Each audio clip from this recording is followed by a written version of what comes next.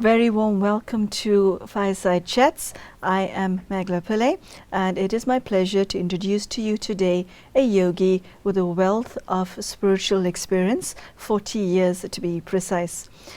We have as a topic today the subject of higher purpose. In this series, we look at a variety of subjects revolving around spirituality, including what the core of spirituality is, how you as an individual can aim to find a balance between your inner and outer world, what it means to be internally successful as a human being, and also we ask you to take a good look at what your relationship is with the Supreme, with the Divine, whomsoever you believe Him to be. In this show, we ask you to measure honestly as to whether the person that you become is the person that you are meant to become, or do you, as an individual, have some unfulfilled potential. So to this end, I would like to welcome Sister Denise. Thank you. A very, very warm welcome to today's show. Tell us the subject of higher purpose. What does it mean to you to have a purpose other than one that is ordinary? I think a very important moment in a person's life is where they go deep inside and they ask themselves, okay, what is the purpose of my life?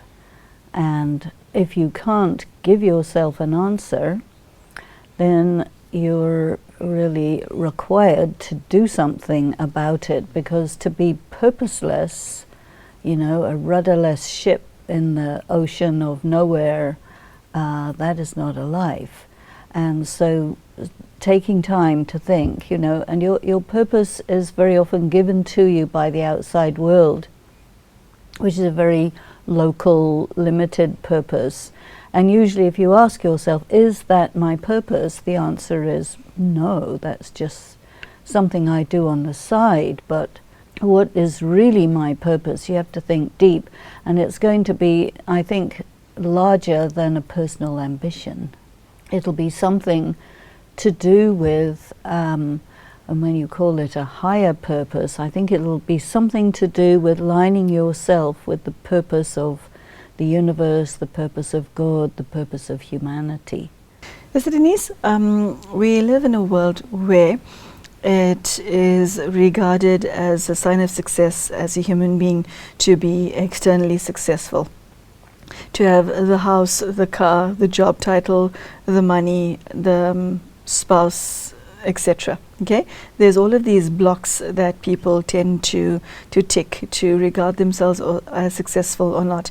And what you're saying is that the focus should be on the inner rather than the outer, or can one do both? What I'm saying is that your purpose and being successful isn't the same thing. And what would you say is the difference? Well, if you say, okay, have I got all those boxes ticked? Okay, so I'm successful, then what? You know, there's this then what. And I think that focus on your purpose takes you beyond the limitation of material success. Because you see, it takes you a certain number of years to get material success. And very often people who have reached that point where they have checked all the boxes, they're not satisfied. So I think for a person to experience fulfillment and deep satisfaction, it cannot be achieved through fulfilling these limited material desires. It just doesn't work. And so it has to do with philanthropy. It has to do with using your time, talents, energy, and intelligence for something that's really greater than yourself. And so a purpose that is more like a divine purpose, a purpose to do with carrying the world forward in its evolutionary momentum, to be part of something like that is much more meaningful. You see, purpose also is connected with meaning. You see, it doesn't have that much meaning to have more money than somebody else. Because eventually you say, well, so what? You're looking for meaning as well as purpose, and then only you can say that your life was worthwhile. Sister Denise, there are some who consider that the world offers enough challenges and enough on the outside to even fulfill that purpose. For example, I once heard somebody who holds quite a high position saying that to hold public office is the most noble life. Is that what you're talking about, or is it more than that? Well, of course, it's going to depend on the individual, and individuals are very different from each other, especially on the deeper inner levels. And for someone holding public office and serving their country, for many people that is the highest thing. But then there will be others who will say, okay, I did that, then what? And they want something higher than that. And so they'll go for it. There are many people who haven't really thought about it. So when it comes up, it's good to start thinking about it. And also there are many external authorities who tell you what your purpose is. Then you have to think, well, do I agree with that? You know, they will tell you serving public office is the highest thing, and if you say, yeah, that's right, well, great. Or serving your country militarily, that's the highest thing, great. Serving your religion, okay, great. But you have to see in yourself, does that do it for you, or is there something beyond that? So if you feel deep inside yourself that there is something beyond that, then you will want to sit with that feeling until you can articulate it and then set about fulfilling it. Sister Denise, if one looks at the profession of a priest, it's not so much regarded as being a profession. I've heard the expression that so-and-so answered a calling to priesthood. Is a higher purpose a calling that one answers, or do you sit down with yourself in contemplation or meditation when you reach your adulthood and you realize that whatever you have achieved thus far is not enough, you want more of yourself and of life? Do you sit with yourself and ask, what is my purpose? I think that you do respond to a calling, but even if you're responding to a calling, you still have to think about purpose, because your calling may be very clear at some moments, and at other moments you are trying to figure out, well, how does this pan out? How do I interpret this? And so both listening to a call, heeding a call, and really thinking about and planning out and strategizing to fulfill your purpose is a very important exercise for a person to do. Do you take external help with this, or is it just something that you sit with by yourself? I think you can do either way. You know, there are people who are very fortunate to have mentors in their lives, significant people who play a role of an inspirer, a leader, you know, and you can consult with them. But there are plenty of people who are surrounded by a desert of inspiration, and then you are forced to fall back on your own resources. Sister Denise, for many who are not spiritually aware, they find their inner psyche to be, well, for want of a better word, the spiritual wasteland. Okay, so if you're empty inside, but yet there's a hunger for something more, how do you draw on resources that you don't have? Well, when you discover, or if you discover that your inner life is a spiritual wasteland, then that's going to shock you into action. You're going to have to do something about it. So the first thing you have to do is plant some trees in there so that you make the desert fruitful. And once you've got a fruitful orchard of a soul, then you say, okay, well, what am I going to do with all this? You know, I've got all this treasure, I've created this garden, this orchard. Now what? You see, because every time you fulfill a goal, it puts you in a position of, okay, I did that, then what? And it's this then what that impels you to go higher and higher, you see, because when you've achieved what you wanted to achieve, then it's under your belt, it's behind you, so then what's in front of you? Because you're still alive. As long as you're still alive, you want to, you know, do something, I think. I mean, there are some people who don't, but there's a lot of people who are just looking, okay, what's next, what's next, what's next? Sister Denise, I've seen that for many, many people across the globe, as a result of what I think is spiritual emptiness, they have established themselves in such a way, set their lives up in such a way that they take, and take. And what I've seen is that one of the laws of life is that you've got to give more than you receive. Okay? How do you effect this in such a way that you know that you are using the law of giving and receiving to your advantage? I think that you need to really be sensitive to it, because if you're on the take, then you're getting into debt, and a certain point is going to come where the payback comes up, and then things are going to be demanded of you, and you just don't have the resources because you never built something up, you never did charity. So we have to realize the nature of the laws of giving and taking.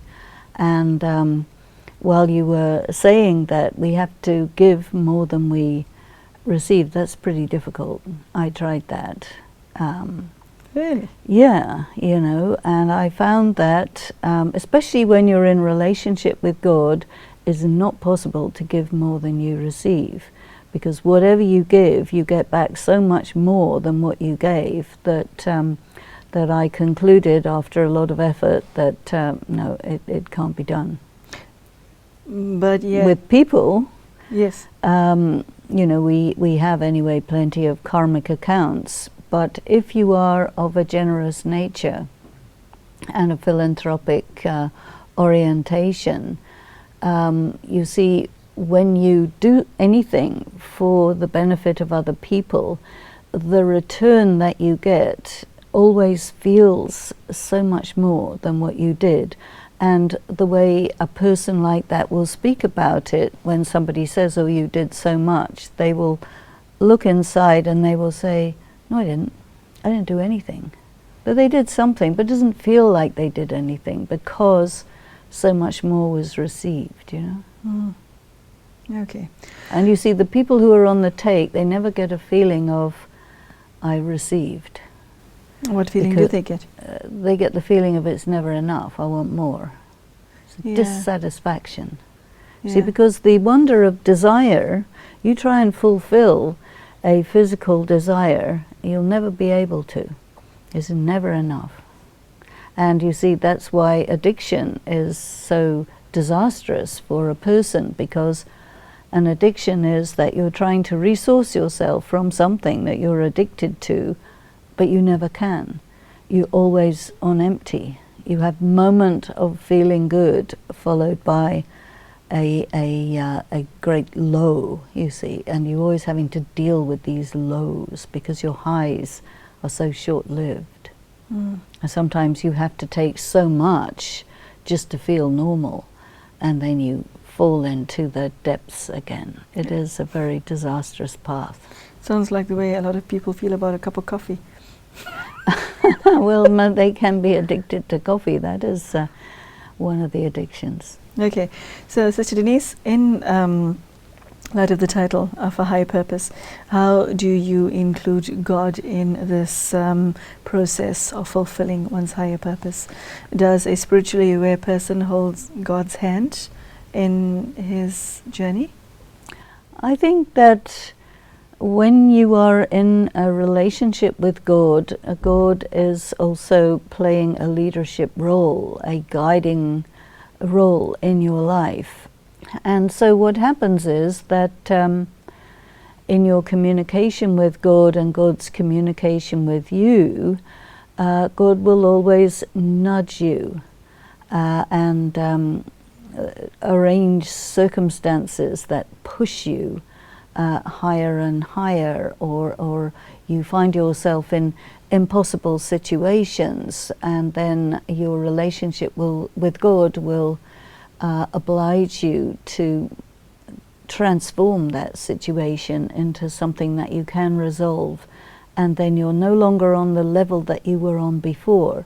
So there is this feeling that God wants you to go very, very high, to fulfill your potential, to become something.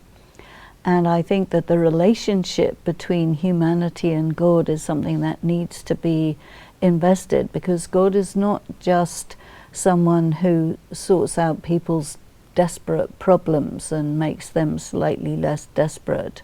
There's another side of it where God will see, okay, now, there is a civilization to be created, and I need people who want to work with me on this project, And whenever you do something, whenever you part of a project, when that project is fulfilled, obviously you're invited to be part of the fulfillment process. And I think that God pushes people forward in that way very much. Because the world as we know it is pretty much looking like a lost cause. So we need to really reset the whole thing. Say more about that. Well, if you look at the trends, what's happening in the environment is irreversible damage. What's happening in terms of population and the way people are handling the situation of food, there is no way to resolve the lack of food, and people cannot be fed. All of the scientific ways to handle the problem have been exhausted. The rules of international conflict have even broken down. It's a game with no rules. We're headed towards a kind of a perpetual state of conflict. People's home lives are so bad that you're very hard put to it to find any family on earth where there isn't some kind of really deep sorrow going on. So, the trend is going into the abyss, you would say.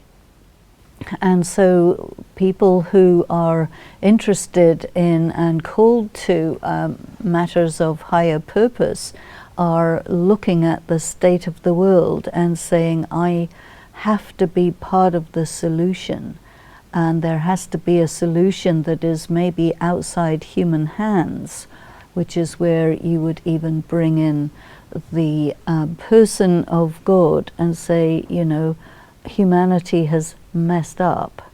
So now, God, do you have a plan? And God does have a plan. Well, I want to be part of that. That is a good higher purpose to have.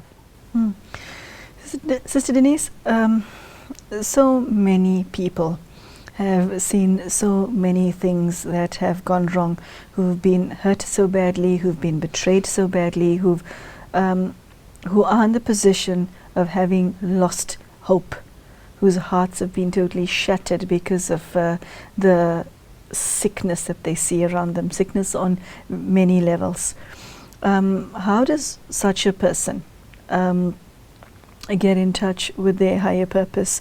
How do they find that beacon of light in a world that has become totally dark for so many? Well, there's a process, and the first thing you have to do is fix yourself. Because if you don't look after yourself, you're not in a position to do anything like higher purpose.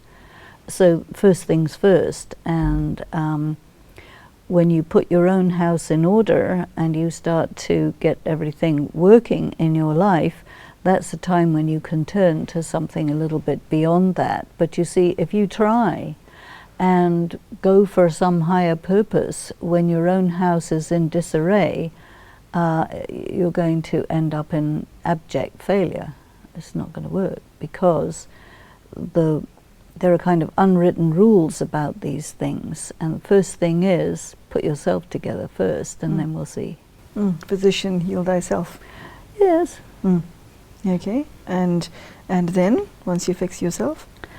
Once you fix yourself, then you can start, looking around and seeing, okay, now what else needs doing. But until you've sorted out yourself, you're in no position, you see, because then you would try and use your higher purpose as an excuse or a justification for not sorting out your own issues or your own problems, and you'd be a liability, not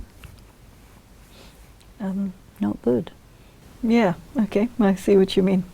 So, you want to share any last words before we bring this fascinating talk to a conclusion today?